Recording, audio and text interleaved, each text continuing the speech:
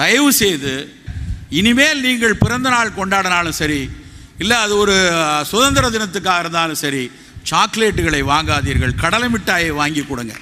அந்த கடலை மிட்டாய் உங்களுக்கு மட்டும் இனிப்பு கொடுக்கறது இல்லை, உங்களுக்கு மட்டும் சுவை கொடுக்கறதா நினைக்க வேணாம். கடலையை திறந்து பார்த்தா 2 முத்து இருக்கும். அந்த 2 முத்தும் வெறும் புரதக்கூறுகளாக பார்க்காதீங்க. அது ஒன்றும் வெறும் புரோட்டீன் பாடிஸ் இல்லை. எங்கேயோ கரிசல் காட்டு நிலத்தில் தாலி செயினை கூட அடகு வச்சு வேர்வையோடு வேலை செய்யக்கூடிய விவசாயிகளுடைய 2 கண்ணீர் துளிகள் தான் அந்த முத்து.